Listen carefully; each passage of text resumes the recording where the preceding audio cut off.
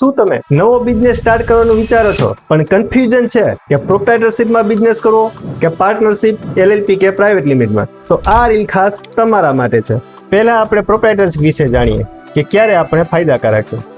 નાના અને local business માટે બેસ્ટ ઓપ્શન છે, અને એવા વેપારી મિત્રો માટે કે જે બિઝનેસની શરૂઆત કરે છે, તો આવા વેપારી મિત્રોને ફાયદાકારક થશે. કેમ કે લીગલ પ્રોસેસ અને ખર્ચ પ્રોપ્રાઇટરશિપ બિઝનેસમાં ઓછા હોય છે, અને જ્યારે બિઝનેસનો ગ્રોથ એક લેવલ સુધી થઈ જાય છે પછી પાર્ટનરશિપ અથવા એલએલપીમાં રજીસ્ટ્રેશન કરી શકે છે. પણ એક વાત ખાસ ધ્યાનમાં રાખવી કે પ્રોપ્રાઇટરશિપમાંથી પાર્ટનરશિપ કરો ત્યારે બધા જ લાયસન્સ અને સર્ટિફિકેટ ફરીથી ઇસ્યુ કરવાના રહેશે. જીએસટી નંબર પણ નવા આવશે. હવે જોઈએ કે કઈ કેટેગરીમાં વધુ ફાયદાકારક રહેશે, જેમ કે પાર્ટનરશિપ, એલએલપી કે private limited. Point number 1, tax rate. પ્રોપ્રાઇટરશિપમાં વ્યક્તિગત સ્લેબ રેટ રહેશે. પાર્ટનરશિપમાં 30%, એલએલપીમાં 30% અને પ્રાઇવેટ લિમિટેડમાં 25% ટેક્સ રહેશે. પ્રાઇવેટ લિમિટેડમાં સૌથી ઓછો ટેક્સ છે, પણ જ્યારે તમે તમારી કેપિટલ ફર્મમાંથી ઉપાડશો ત્યારે એઝ એ ડિવિડન્ડ આપી શકાય, અને એ ડિવિડન્ડ ફરીથી શેર હોલ્ડરને ટેક્સેબલ થશે. જ્યારે પાર્ટનરશિપ કે એલએલપીમાં પ્રોફિટ પર ટેક્સ પે કરી દે પછી એ પ્રોફિટ પાર્ટનરના એકાઉન્ટમાં એક્ઝેમ્પ્ટેડ થાય છે. Point number 2, salary. પ્રોપ્રાઇટરશિપમાં સેલેરી ના આપી શકાય. પાર્ટનરશિપ અને એલએલપીમાં મેક્સિમમ પ્રોફિટના 60% સુધી અને પ્રાઇવેટ લિમિટેડમાં અનલિમિટેડ સેલેરી ડિરેક્ટરને આપી શકીએ છીએ. Point number 3, ownership. પ્રોપ્રાઇટરમાં ઓનરશિપ ટ્રાન્સફર ના થઈ શકે, જ્યારે પાર્ટનરશિપ અને એલએલપીમાં પાર્ટનર ન્યૂ એડિશન કે રિટાયર ઇઝીલી કરી શકાય છે. પ્રાઇવેટ લિમિટેડમાં ન્યૂ ઓનર એડિશન કે રિટાયર શેર ટ્રાન્સફર દ્વારા કરી શકાય છે. પોઈન્ટ નંબર 4, માલિક પાર્ટનરની જવાબદારી.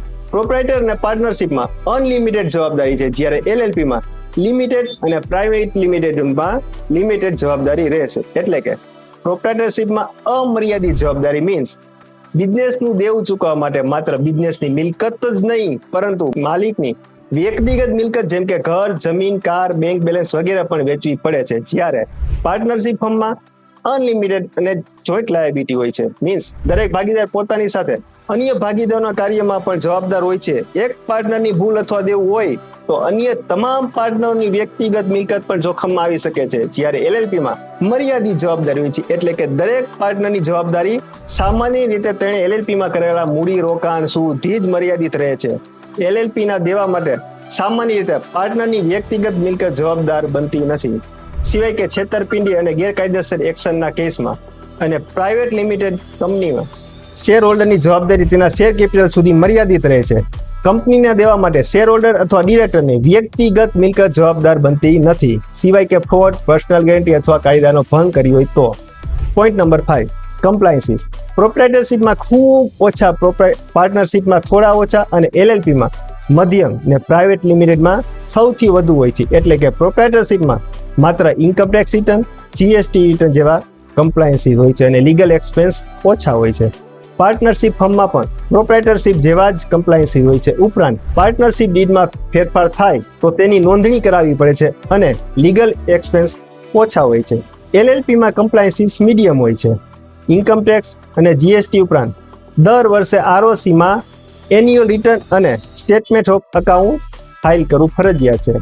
પાર્ટનર બદલાય તો આરઓસીમાં માહિતી આપવી પડે છે.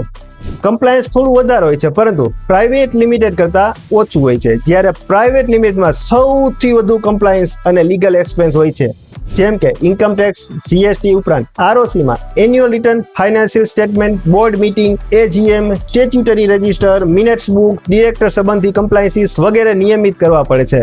ઓડિટ દર વર્ષે ફરજિયાત હોવાથી ખર્ચ અને લીગલ પ્રોસેસ પણ વધુ હોય છે. મિત્રો, પાર્ટનરશિપમાં બિઝનેસ કરો તો એક વાત ખાસ ધ્યાનમાં રાખશો કે જ્યારે પાર્ટનરશિપમાં બિઝનેસ સ્ટાર્ટ કરો ત્યારે બધી જ ટર્મ્સ એન્ડ કન્ડિશન ક્લિયર લખીને રાખવી, અને દર 6 મહિને અથવા 1 વર્ષે હિસાબો ક્લિયર કરવા ખૂબ જ જરૂરી છે. સગા ભાઈ કે સગા મામા ફઈના પાર્ટનર હોય તો પણ આ બાબતનું ખાસ ધ્યાન રાખશો. ઘણા એવા કેસ અમારી પાસે આવે છે જેમાં હિસાબ 5-7 વર્ષે કરે છે અને પછી સગાના રિલેશન તૂટે છે. તો મિત્રો, મારા મત મુજબ બેસ્ટ ઓપ્શન પાર્ટનરશિપ અથવા એલએલપી કરવું ફાયદાકારક રહેશે, અને ઓવરઓલ ડિસિઝન તમારા nature of business, turnover, profit margin, sales within India છે કે એક્સપોર્ટ છે, એ બધા પોઈન્ટ પર ડિપેન્ડ કરશે. તો મિત્રો વધુ ડિટેલ્સ માટે અમારી યુટ્યુબ ચેનલ ફોલો કરો.